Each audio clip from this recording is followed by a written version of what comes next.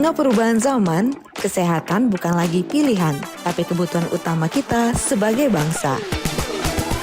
Indonesia Sehat hadir untuk membangun kesadaran, berbagi pengetahuan, dan menumbuhkan kepedulian, terutama bagi generasi muda yang menjadi masa depan negeri. Inilah saatnya bergerak bersama. Indonesia Sehat, sehat untuk semua, maju untuk bangsa. Indonesia Sehat.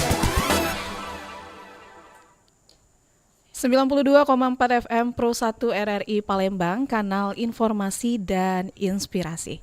Pendengar, kita akan melanjutkan kebersamaan kita dalam rangkaian Palembang siang ini bersama saya, Ega Duyanti. Dan siang ini pendengar Jumat 9 Januari 2026 pukul 10 hingga menuju pukul 11 waktu Indonesia Barat nanti kami hadir kembali dalam program Indonesia Sehat, ruang dialog kesehatan yang membahas berbagai isu penting seputar kesehatan. Kami juga mengajak Anda untuk berpartisipasi dalam dialog siang hari ini melalui WhatsApp di 0821 7927 9090 dan line telepon di 0711 369977. Serta Anda juga bisa menyampaikan komentar ataupun pertanyaan melalui live chat di kanal YouTube Pro 1 RRI Palembang. Dan pada edisi Indonesia Sehat kali ini kita akan membahas mengenai penetapan status hukum ODGJ. Topik ini kerap menimbulkan pertanyaan di tengah masyarakat, khususnya terkait hak, perlindungan, serta proses hukum bagi orang dengan gangguan jiwa. Oleh karena itu, melalui dialog siang ini kita akan membahasnya secara komprehensif dan telah hadir bersama kita narasumber yang tentunya sangat kompeten di bidangnya, Dr. Ade Herawati SPKJ, dokter spesialis kedokteran jiwa. Selamat siang Dr. Ade. Selamat siang. Apa kabarnya dok? Alhamdulillah. Nah, tadi ujian ya di luar, lancar perjalanannya ya dok? Alhamdulillah lancar. Alhamdulillah. Terima kasih dokter yang telah meluangkan waktu untuk hadir di program Indonesia Sehat Pro 1 RRI Palembang. Dan sebelum kita membahas lebih jauh mengenai aspek hukum ya dok, mungkin masih banyak pendengar yang belum memahami secara utuh apa sih yang dimaksud dengan ODGJ. Sebagai pembuka dapat dijelaskan terlebih dahulu sebenarnya apa yang dimaksud dengan orang dengan gangguan jiwa itu dan bagaimana gambaran umumnya di masyarakat saat ini. Silakan dokter. Oke, baik. Untuk ODGJ sendiri sebenarnya kan memang suatu singkatan dari kepanjangan tadi, benar, orang dengan gangguan jiwa. Dan yang harus kita lihat adalah karena gangguan jiwa itu banyak sekali, baik jenisnya dan penggolongannya, sehingga kita nanti akan menghususkan itu pada pasien-pasien yang sudah kita diagnosis mengalami gangguan jiwa. Jadi gangguan jiwa itu sendiri banyak sekali jenisnya, dari yang mulai yang kita bilang ringan sampai yang akhirnya berat. Walaupun kita tidak punya penggolongan yang benar-benar ini gangguan jiwa ringan secara umum atau apa, nggak ada sih sebenarnya. Itu sebenarnya hanya untuk anggapan saja di awam gitu. Bahwa kalau misalnya gangguan tidur, kita masih bilang itu sebenarnya gangguan ringan. Seperti itu. Kalaupun misalnya sudah ke arah yang mungkin kalau pasien-pasien di rumah sakit jiwa mungkin dia tahu saya diagnosisnya skizofrenia misalnya, itu memang sudah masuk ke gangguan jiwa yang kita bilang kategorinya berat. Jadi semua orang yang mengalami suatu kondisi gangguan jiwa itu kita kategorikan dalam suatu kondisi ODGJ. Nanti ada lagi kita bilang OMGJ, jadi orang dengan masalah kesehatan jiwa, OMKJ misalnya. Itu adalah orang-orang yang mungkin dia sedang mengalami suatu masalah nih. Jadi belum sampai setelah kita periksa belum sampai masuk ke dalam kondisi gangguan. Misal kita kita pindah kerjaan, tentu akan berubah mengenai pola ritme pekerjaan. Mungkin ditempatkan di daerah yang mungkin jauh dari keluarga, bisa muncul masalah karena itu adalah suatu stresor, suatu tekanan bagi seseorang. Nah, itu bisa menimbulkan suatu masalah, tapi belum tentu masalah itu akan masuk atau akhirnya menimbulkan suatu gangguan. Saat seseorang misalnya dengan masalah tersebut sistem coping atau sistem mereka menyelesaikan masalah atau beradaptasi dengan masalah tidak adekuat, tidak cukup baik, sehingga itu akhirnya bisa masuk ke dalam suatu kondisi gangguan jiwa. Tapi kalaupun akhirnya mereka bisa menyesuaikan atau bisa menyelesaikan masalah sendiri dengan kepribadian mereka sendiri, dengan pertahanan mental sendiri mereka yang mungkin baik, akhirnya itu tidak sampai masuk ke dalam suatu gangguan seperti itu. Oke, jadi untuk masalah gangguan jiwa itu temporer ya, sementara bisa jadi ya? Bisa jadi ada diagnosis tertentu yang memang oke, ini nanti kamu mungkin akan berobatnya nggak sampai seumur hidup misalnya, atau kita akan mengatasinya dengan target berapa bulan misalnya, seperti itu memang ada. Tapi memang ada yang akhirnya suatu gangguan jiwa yang akhirnya memaksa atau membuat seseorang tuh harus berobatnya cukup lama, bahkan akhirnya bisa dikatakan makan obatnya akan sampai seumur hidup mungkin, Oke. seperti itu. Jadi apakah yang masalah gangguan jiwa tadi ya dokter bisa nanti jika mekanisme mereka menyelesaikan masalahnya itu tidak sesuai ya, akan berkembang menjadi ODGJ, itu bisa ya nggak? Bisa, Bisa ya? bisa. Oke. Dan gimana nih dok perbedaan ODGJ dengan orang yang mengalami stres atau gangguan mental ringan? Oke, kalau orang yang sudah mengalami gangguan jiwa tadi yang saya bilang bahwa nanti kita akan punya kriteria tertentu yang akan akhirnya membuat suatu diagnosis gangguan jiwa tersendiri. Jadi nanti masing-masing diagnosis itu akan berbeda gejala, berbeda kriteria waktunya, kemudian nanti akan berakibat berbeda untuk tata laksana. Jadi memang berbeda seperti itu. Sedangkan kalau yang tadi saya bilang orang yang hanya yang hanya misalnya mempunyai masalah kejiwaan, belum sampai itu ya tadi, nggak kita bilang bahwa mereka punya gangguan ringan, nggak.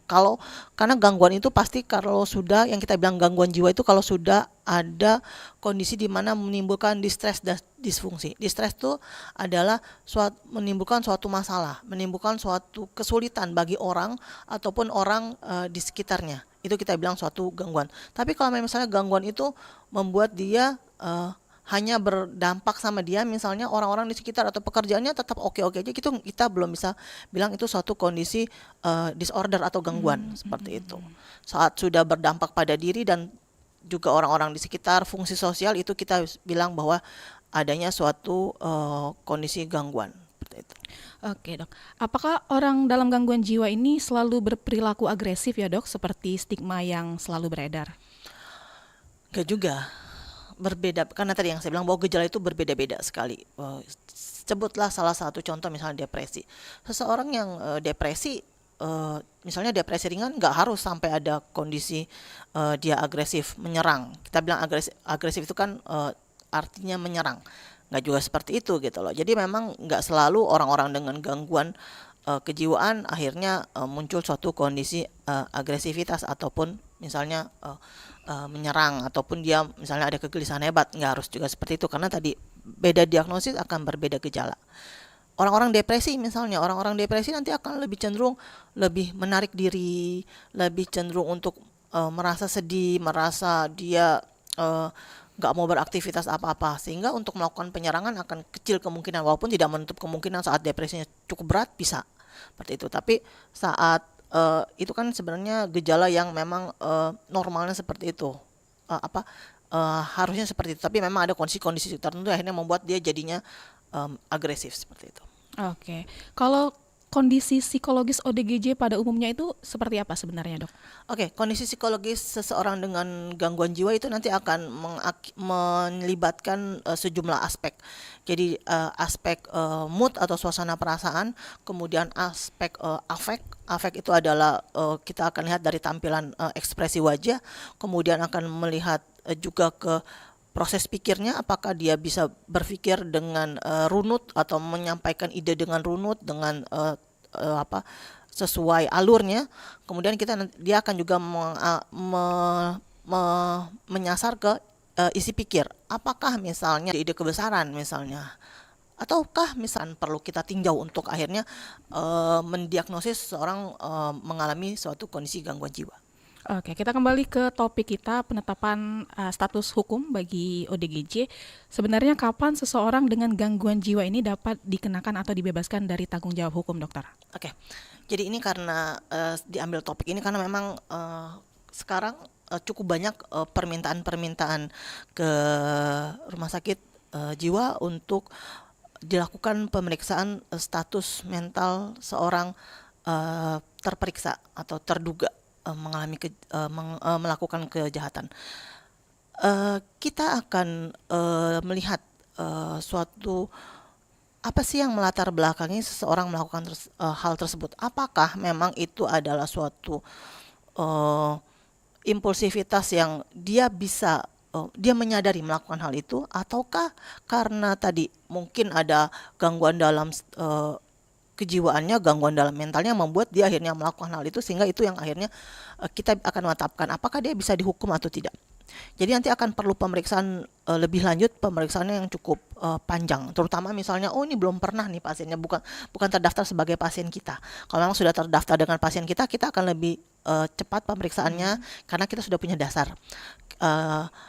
Nanti seseorang tersebut biasanya nanti dari pihak penyidik akan memintakan atau berkirim surat kepada rumah sakit untuk meminta dilakukan atau meminta untuk pembuatan surat visum et repertum psikiatrikum. Jadi itu adalah surat visum. Kalau yang fisik itu kan akan melihat kondisi fisik seperti apa sih, tapi kalau psikiatri nanti akan dilihat apakah seseorang ini dengan tindakan yang sudah dilakukan bisa mempertanggungjawabkan perbuatannya, sehingga ini nanti akan menjadi dasar apakah dia nanti akan dilanjutkan penyidikannya atau dihentikan penyidikannya dan nanti akan menjalani misalnya perawatan inap atau apa seperti itu. Jadi nanti alurnya cukup banyak. Setelah nanti sudah meminta surat permintaan visum, nanti baru akan pasiennya nanti akan dilakukan observasi di ruang rawat kita. Jadi kita punya ruang observasi di Rumah Sakit Erna Libar, ada ruang observasi untuk pasien-pasien yang tadi atau terperiksa yang terduga melakukan tindakan tersebut. Nah, nanti akan ada kurun waktu untuk melakukan pemeriksaan tersebut. Jadi memang tidak cepat. Terkadang kita atau pihak penyidik atau keluarga bahkan misalnya meminta, dok ini bisa nggak sebentar aja seperti itu. Terkadang kita nggak bisa juga seperti itu karena kita punya alur, kita punya nanti apa sih yang mau dilakukan itu nanti banyak. Jadi nggak berarti pasiennya cuma ditaruh di sana terus kita liatin, nggak. Nanti akan ada banyak Indikator ya dok? Iya, akan ada banyak hal-hal yang perlu kita lakukan untuk akhirnya kita bisa menegakkan, iya memang dia ada gangguan jiwa nih pada pasiennya seperti itu. Apalagi kalau memang misalnya kondisi-kondisi ini cukup meragukan nih, apakah memang dia melakukan ini atau meminta visum ini, misalnya kita ragu apakah memang ada gangguan jiwa atau enggak gitu. Karena kan kita harus perlu berhati-hati, makanya kita perlu waktu. Jadi kita nggak bisa diburu-buru untuk cepat-cepat menyelesaikan pemeriksaan tersebut. Itu biasanya berapa lama jadi dok? Biasanya itu kita akan butuh waktu sekitar kurang lebih sekitar 30 hari, sekitar 1 bulan. Namun kalau memang misalnya gejalanya sangat jelas sekali, mungkin bisa lebih cepat. Nanti setelah itu baru nanti kita akan susun, karena kan kita punya tim. Jadi tidak hanya dokter spesialis kedokteran jiwa, tapi kita punya tim juga. Nanti ada psikolog juga. Itu nanti kan kita akan berkoordinasi. Nanti mereka juga akan melakukan pemeriksaan, sehingga nanti dari hasil pemeriksaannya nanti akan dikumpulkan, kemudian akan didiskusikan, baru nanti akhirnya dituangkan dalam bentuk visum et repertum psikiatrikum. Itu nanti akan kita kasih ke penyidiknya seperti itu. Oke, jadi banyak pihak juga ya dok yang ikut dalam proses pemeriksaan kejiwaan ini. Benar. Untuk menerbitkan visum tadi ya dok. Kalau peran dari psikiater atau psikolog sendiri itu gimana dok? Kalau untuk psikiater nanti kita karena kita sebagai kepala tim pemeriksaannya, jadi nanti kita akan melalui wawancara. Jadi nanti kita akan wawancara nih pasiennya. Wawancaranya nggak cukup sekali. Jadi nanti wawancaranya akan berkali-kali di 30 hari itu nanti mungkin ada sejumlah, bisa belasan atau mungkin ada berapa puluhan kali untuk wawancara seperti itu. Wawancara psikiatri. Nanti kita punya teknik wawancara yang kita lakukan pada pasien-pasien untuk menilai status mental mereka seperti apa.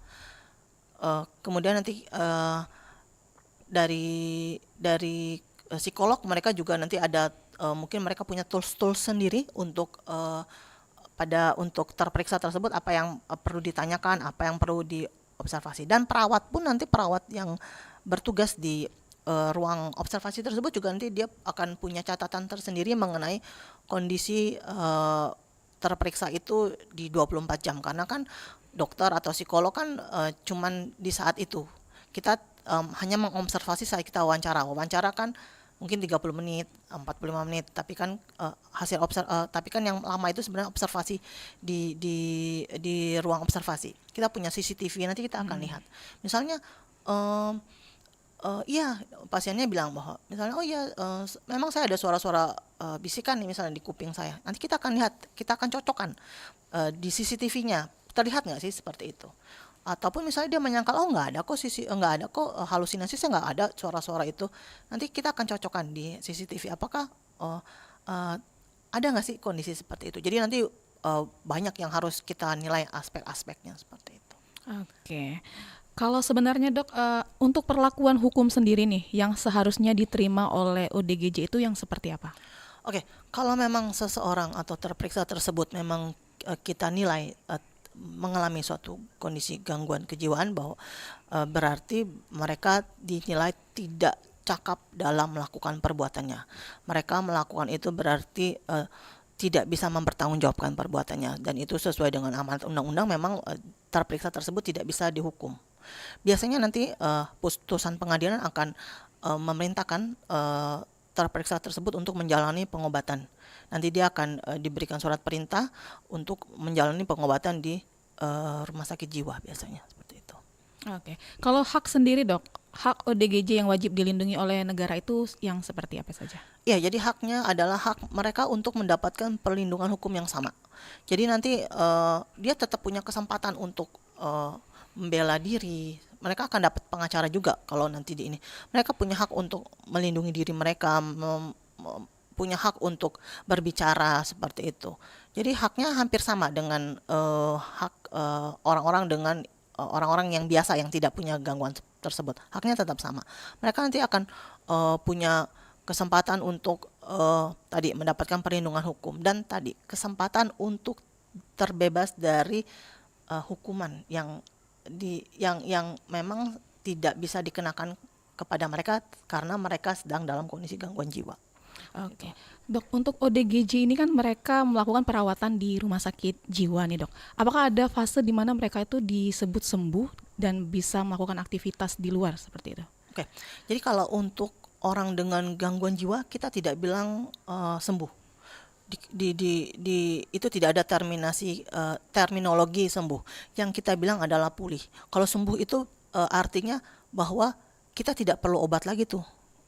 Selesai pengobatan, sudah dinyatakan sembuh, nggak perlu minum obat. Tapi kalau untuk pulih, kondisi akan terkendali dengan obat, sehingga dia akan tetap minum obat dan kita akan pantau pengobatannya seperti apa. Jika sudah cukup bagus, sudah remisi nih gejalanya atau penurunan dari gejala, nanti kita akan minta mereka untuk misalnya yang sebelumnya bekerja kembali dulu ke pekerjaannya atau mencari kegiatan seperti itu. Nanti kita akan lihat apakah sudah bisa kita turunkan nih dosis obatnya, sehingga nanti dosis obat saat dia pertama kali dengan kondisi yang sudah kita bilang pulih, nanti obatnya mungkin nggak begitu banyak tuh, dosisnya juga tidak begitu besar. Jadi memang tidak ada terminologi sembuh, yang ada adalah pulih. Itu. Oke, jadi tidak ada terminologi sembuh ya, adanya pulih. Tapi untuk orang yang pulih nih dokter, status visum tadi apakah masih berlaku dok? Ya, itu nanti akan tergantung diagnosis masing-masing. Jadi nggak berarti semua, karena gini, gangguan tidur pun akan masuk ke dalam suatu kondisi, akan termasuk dalam diagnosis gangguan jiwa. Misalnya gangguan makan, misalnya seseorang dengan anoreksia itu masuk ke dalam suatu kondisi gangguan jiwa, tapi nggak berarti kondisi-kondisi tersebut membuat mereka bisa terlepas dari hukuman. Jadi memang ada diagnosis tertentu yang nanti akan kita nilai, saat kita diagnosis dengan kondisi ini berarti dia tidak bisa dihukum karena dia tidak bisa mempertanggungjawabkan perbuatannya. Jadi memang ada kondisi-kondisi tertentu. Jadi nggak semuanya orang dengan gangguan jiwa nggak dihukum, nggak kayak gitu. Makanya terkadang pasien salahnya seperti keluarga, terutama salahnya gini, datang ke rumah sakit, nanti dia minta, dok saya minta kartu kuning dong gitu. Untuk apa? Kalau nanti misalnya ada apa-apa nih sama pasien ini, misalnya dia nanti bebas gitu. Yang kita bilang kartu kuning itu sebenarnya nggak ada sih sebenarnya. Itu dulu kartu berobat itu warnanya kuning, sehingga mereka bilang kartu kuning. Jadi dijelaskan bahwa kartu kuning itu sebenarnya bukan kartu yang akan menyatakan bahwa mereka bisa bebas. Kartu kuning itu sebenarnya kartu berobat, cuman sekarang warnanya udah nggak kuning, warnanya udah putih. Jadi dijelaskan bahwa itu sebenarnya dengan kartu itu pun nggak berarti bahwa mereka bisa bebas. Kartu itu hanya berguna untuk ternyata dia berobat nih di atau dia nih pasien nih di rumah sakit jiwa, tapi nanti nggak serta-merta bahwa mereka bisa bebas, karena itu nanti akan ada permintaan dari penyidik untuk lihat apakah diagnosisnya apa sih gitu, maksudnya kondisinya seperti apa sih gitu, apakah bisa memang membuat dia menjadi tidak cakap untuk mempertanggungjawabkan perbuatannya kayak gitu. Jadi nggak semuanya bisa bebas. Kayak gitu. Jadi ada kemungkinan juga ya untuk ODGJ yang melakukan pelanggaran hukum nih bisa ditahan atau dipenjara gitu. Iya, masih ada kemungkinan. kemungkinan. Oke. Kalau mekanisme perawatan ODGJ yang berhadapan dengan hukum itu seperti apa sih, Dok? Nanti kalau sudah dapat putusan dari pengadilan bahwa dia harus menjalani pengobatan, nanti mereka akan ditempatkan di ruang rawat kita, sama sih seperti pasien-pasien yang lain. Mereka akan mendapatkan terapi, obat-obatan, kemudian akan mendapatkan psikoterapi, itu konseling, konsultasi, kemudian nanti juga akan ada terapi yang kita bilang terapi rehabilitasi. Jadi nanti mereka akan diajak untuk melakukan kegiatan, akan dilatih untuk bisa bersosialisasi seperti itu. Nanti latihannya cukup banyak sampai akhirnya dia nanti bisa dikembalikan ke keluarganya. Jadi karena gini, pengobatan di rumah sakit kan ada masa waktu. Jadi pengobatan itu sebenarnya tidak harus pengobatan di rumah sakit. Pengobatan di rumah sakit hanya di fase-fase akut, saat dia gelisah, saat dia memang benar-benar bingung atau halusinasi misalnya masih sangat mendominasi. Tapi nanti pengobatan atau perawatan yang paling lama sebenarnya perawatan di rumah. Karena nanti dia akan bersosialisasi dengan keluarga, dengan orang-orang di sekitar, seperti itu. Jadi alurnya nanti tetap sama seperti pasien-pasien yang lainnya. Oke. Kalau pengaturan perwalian atau pendampingan hukum bagi ODGJ itu ada nggak sih, Dok? Sebenarnya ada. Jadi nanti itu kan nanti akan terkait dari setelah nih seseorang dicurigai atau kita nilai ada gangguan, enggak. Sebelum seseorang yang melakukan tindakan hukum atau melakukan perbuatan melanggar hukum, kan nanti mereka punya hak untuk mempunyai pembela, mempunyai pengacara misalnya. Itu termasuk juga dengan di ODGJ sih sebenarnya kayak gitu. Nanti saat persidangan mereka juga punya ahli pengacara sendiri seperti itu. Kemana saya baru habis jadi saksi ahli juga di salah satu pengadilan, dan memang juga seperti itu, saya lihat memang dia punya tuh nanti pengacara untuk membantu membela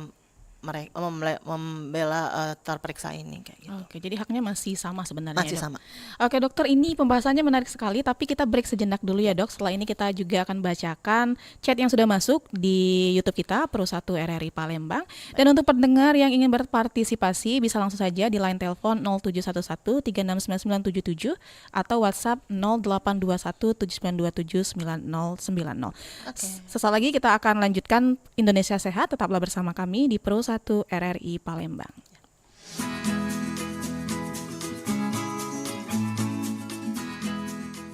Tahukah kamu, sinar ultraviolet adalah bentuk radiasi elektromagnetik yang berasal dari matahari dan memiliki panjang gelombang lebih pendek dibandingkan dengan sinar yang tampak oleh mata manusia. Meskipun sinar UV tidak tampak oleh mata kita, dampaknya bisa sangat nyata dan berbahaya bagi kesehatan.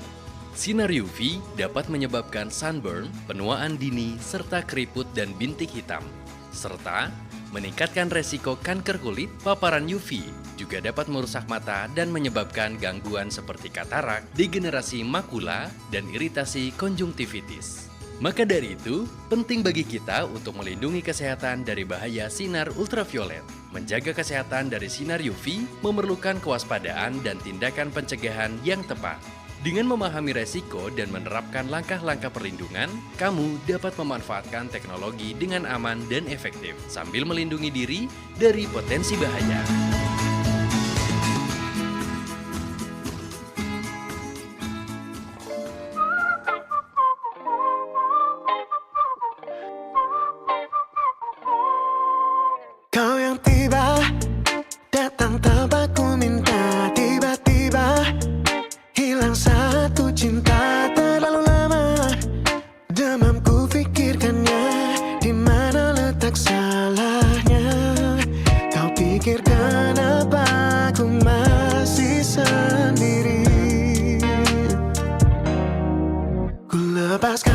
kacamata, apa kau lebih suka?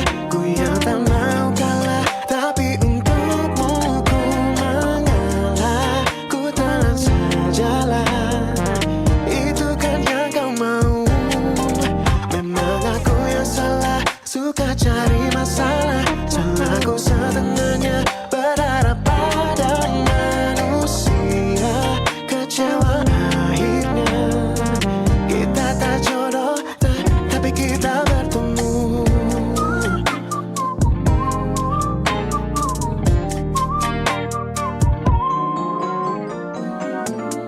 Ku mengerti, kami dari dia yang kau anggap berarti. Tak kau lihat ku di sini. Oh, bila ku sudah jatuh cinta, mana peduli akibatnya. Jangan kau waktu dan tenaga, ku beri semua-muanya. Tak tahu alasan, ku pilih sendiri. Lepas kacamata, apa kau lebih suka? Ku yang tak mau kalah, tapi untukmu ku mengalah. Ku telan sajalah, itu kan yang kau mau. Memang aku yang salah, suka cari masalah. Salahku setengahnya, berharap pada manusia. Kecewa akhirnya, kita tak jodoh, tapi kita bertemu.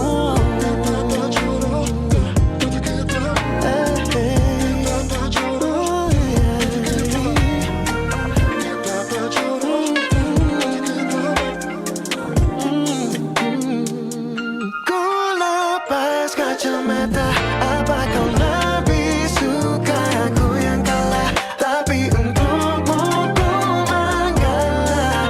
Ku telan sajalah, itu kan yang kau mau. Memang aku yang salah, suka cari masalah. Salahku setengahnya, berharap pada manusia. Kecewa akhirnya, kita tak jodoh, tapi kita bertemu.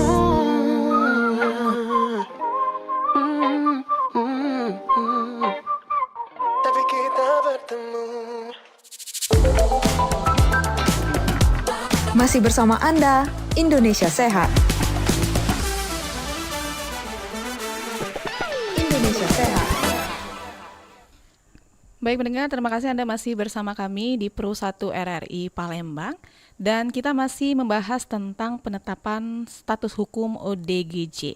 Dan di sini dokter sudah ada beberapa pertanyaan juga yang masuk melalui live chat kita di YouTube Pro 1 RRI Palembang. Saya bacakan ya dokter. Ya. Ini dari Aurora Nur. Ini sepertinya agak sama dengan pertanyaan tadi dok. Jika ODGJ sudah menjalani pengobatan dan kondisinya membaik, apakah status hukumnya bisa ditinjau ulang atau dicabut?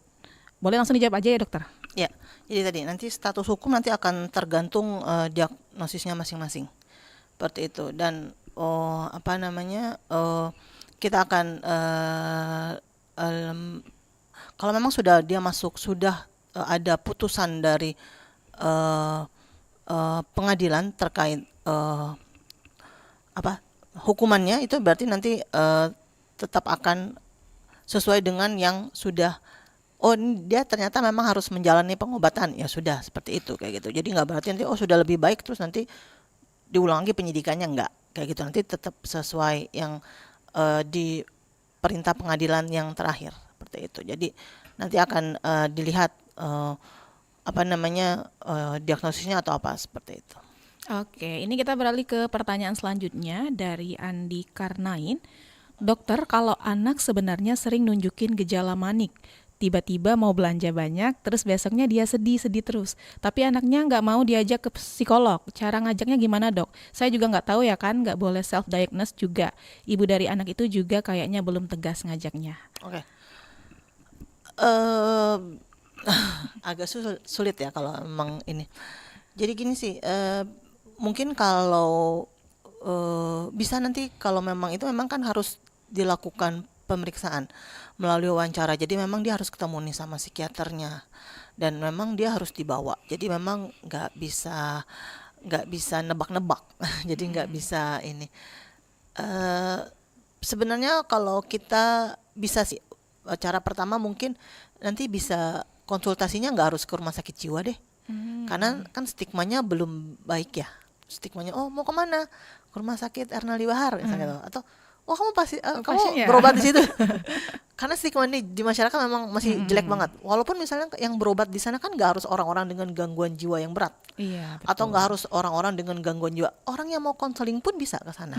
Misalnya ada masalah nih, ada sesuatu hal yang dia nggak mau kayak mana ya gitu loh. Mereka bisa berkonsultasi. Karena gini, mungkin kalau kita hanya sendiri, kita pikirin terus sendiri, kita kan mungkin kita nggak bisa ya. Tapi kalau kita bisa, kalau kita minta bantuan profesional, bisa bantuan ahli, nanti kan mungkin mereka bisa mengajak kita melihat dari sisi yang berbeda, yang mereka tidak menyadari, oh ternyata seperti itu. Sama misalnya kayak kita lihat suatu benda, misalnya benda yang ini, oh ini kok bendanya penyok ya depannya ya. Karena kita yang mengalami, kita hanya melihat dari sisi yang, oh ini jelek nih bendanya, ini udah rusak nih gitu. Tapi nanti kita akan melihat, oh ternyata walaupun dia penyok, dia masih bisa berfungsi loh. Nanti kita lihat dari sisi, oh ternyata yang di belakang ini masih bagus kok gitu loh. Itu nanti kita akan punya teknik-teknik tersendiri untuk membantu seseorang melihat dari sisi yang berbeda. Jadi nggak terus-menerus fokus ke sana. Itu makanya layanan di rumah sakit jiwa nggak harus orang-orang yang memang sudah ada gangguan segala macam, yang untuk konseling pun bisa. Hanya untuk konseling, hanya untuk ibaratnya kalau kita bilang curhat sih sebenarnya, tapi kan kalau curhat itu sebenarnya tidak ada efek terapeutik. Tapi kalau kita bilang konseling itu nanti ada efek terapeutik. Jadi diharapkan setelah selesai konseling nanti sudah akan lebih ada pencerahan, walaupun masih ada nih masalahnya, tapi mereka sudah mulai terbuka pelan-pelan. Oh iya ya, mungkin sebaiknya kayak gini aja gitu loh. Atau mungkin harusnya saya nggak usah kayak gini, nggak harus terlalu saya permasalahin, misalnya seperti itu. Jadi mungkin nanti bisa dibawa ke misalnya ke psikiater di rumah sakit atau di praktek pribadi, itu bisa juga dilakukan. Kalau dulu waktu kita zamannya COVID, kita punya telekonsultasi ya, tapi agak jarang sih, karena gini, sebenarnya kalau dengan kita langsung berhadapan sama dengan kita melalui handphone, itu terkadang akan berbeda. Karena saat kita konsultasi, saat kita wawancara, itu nanti kita akan melihat juga gimana sih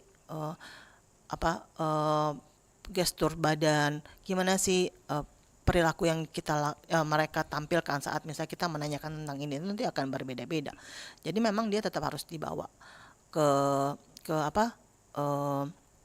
layanan profesional. Mungkin pertama bisa dengan, kalau memang pasiennya ini masih anak-anak, misalnya dengan bantuan guru BK atau guru di sekolah, itu mungkin bisa juga sih dilakukan rekomendasi seperti itu. Jadi memang tetap harus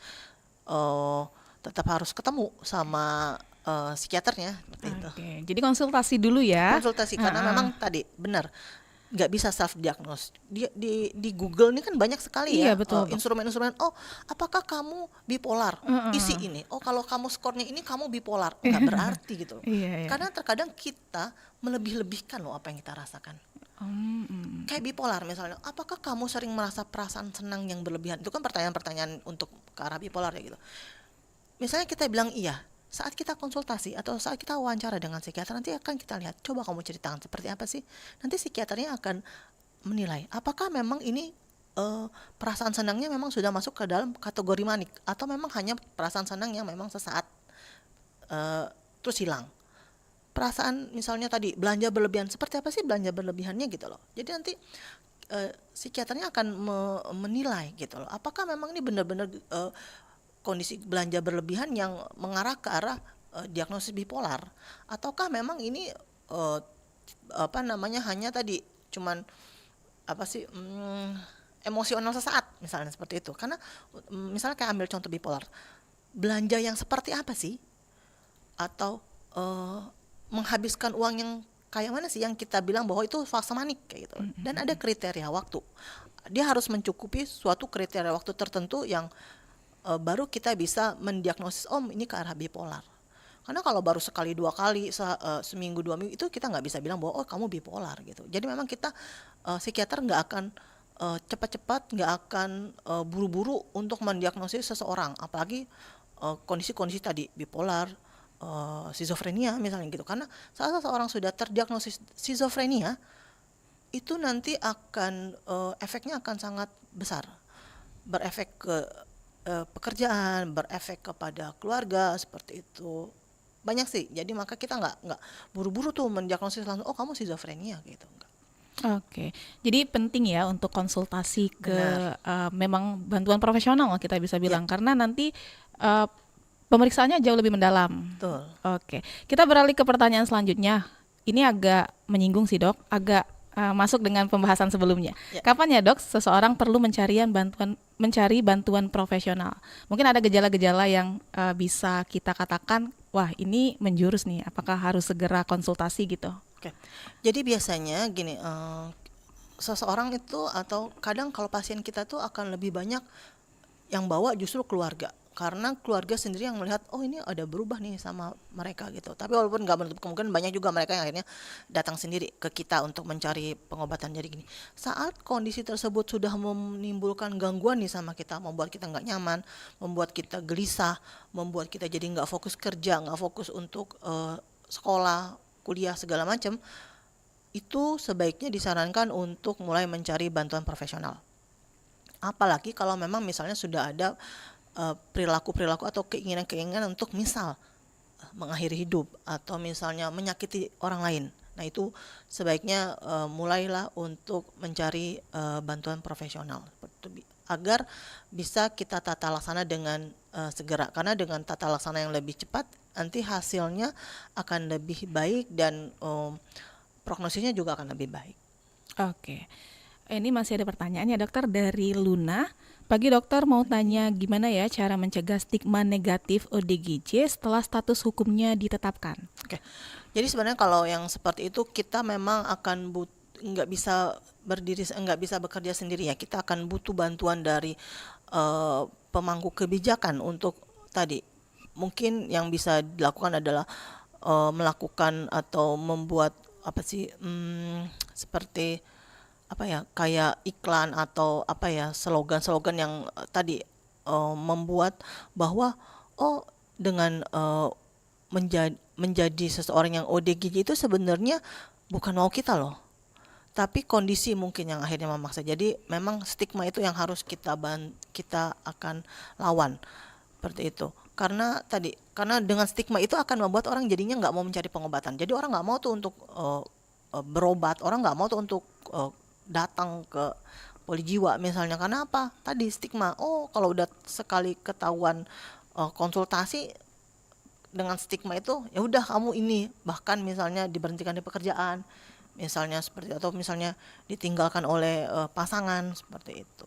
Jadi memang akan butuh kerja keras yang cukup panjang dari berbagai pihak untuk tadi lebih memperkenalkan mengenai kesehatan jiwa, kesehatan mental ke masyarakat, kemudian agar masyarakat atau kesadaran masyarakat mengenai gangguan mental itu besar, sehingga tadi dengan kesadaran yang cukup baik sehingga nanti akan bisa berakibat stigma juga akan lebih turun derajatnya.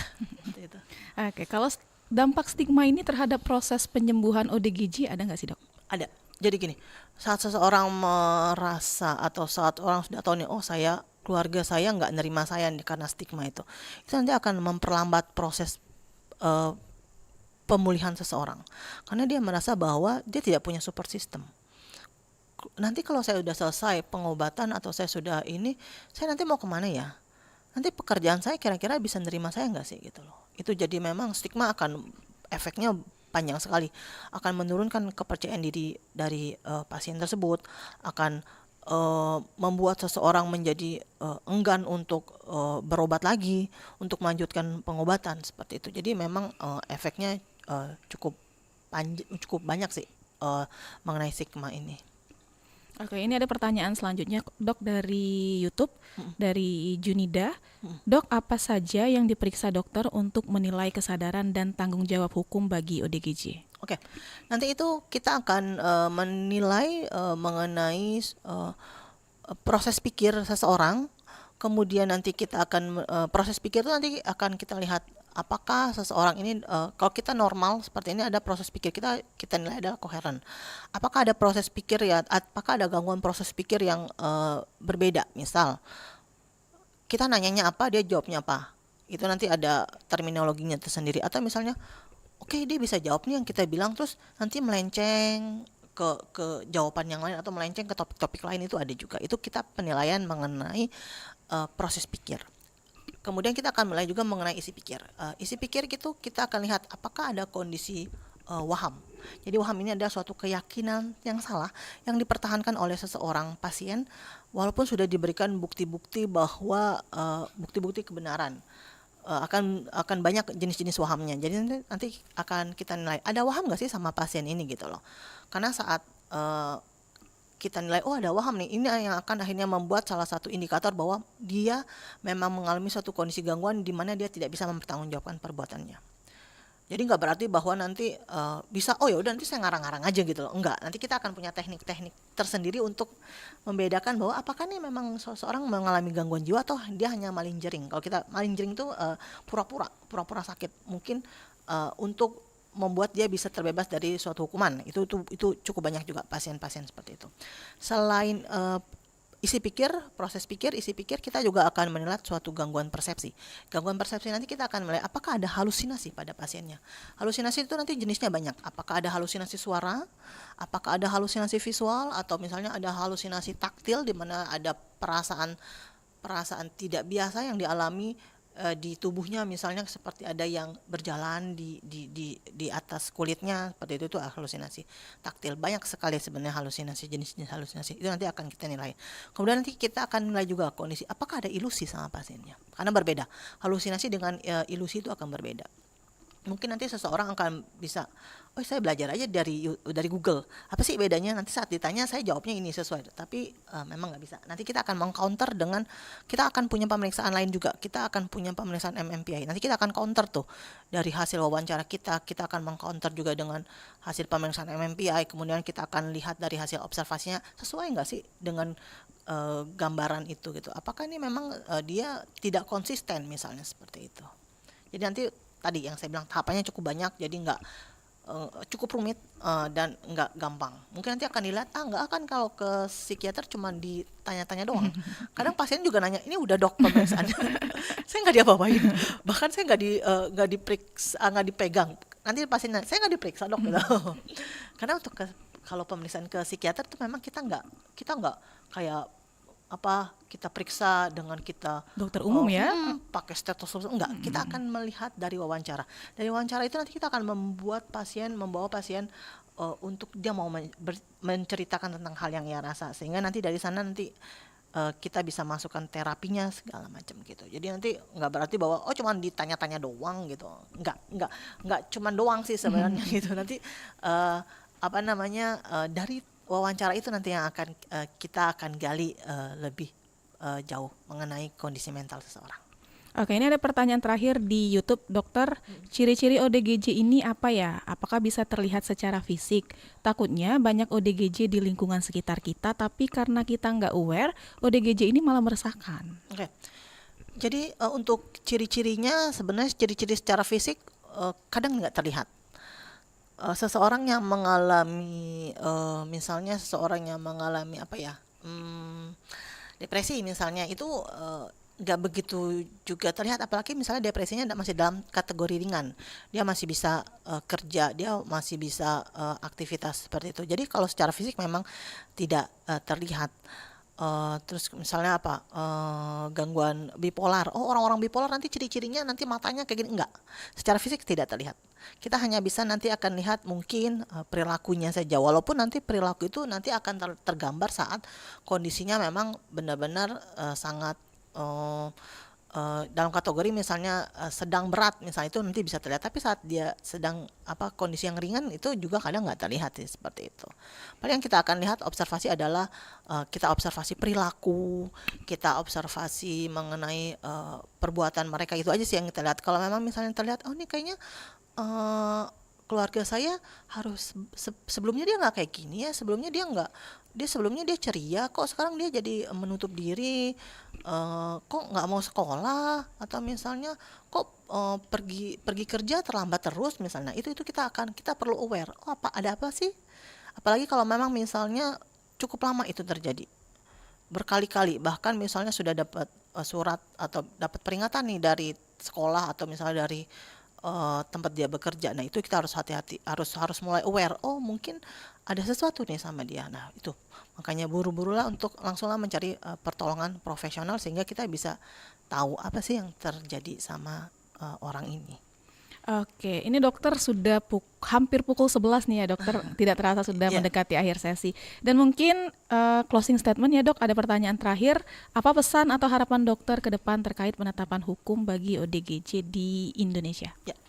Jadi mudah-mudahan dengan semakin baiknya layanan kesehatan jiwa di Indonesia, khususnya di Sumatera Selatan nanti akan membuat seseorang yang memang benar-benar mengalami suatu kondisi gangguan jiwa akan bisa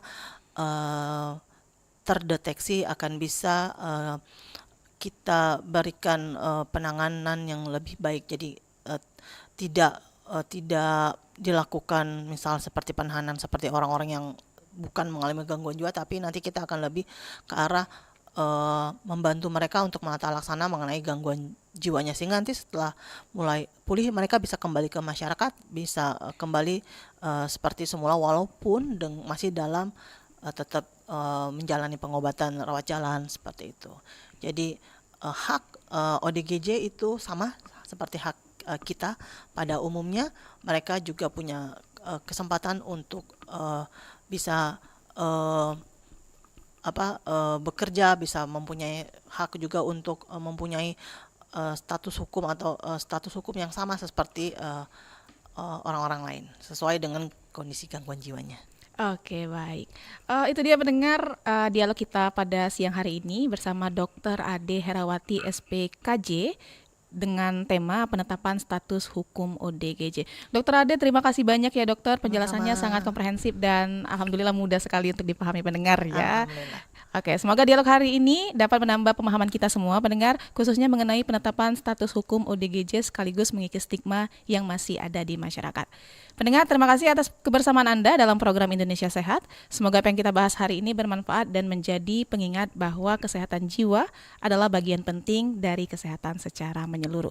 Saya Ega Duyanti pamit undur diri, nantikan Indonesia Sehat di edisi berikutnya. Setelah ini Anda akan kami ajak mengikuti dinamika olahraga Pro 3 RRI. Tetaplah bersama kami di Pro 1 RRI Palembang, kanal informasi dan inspirasi.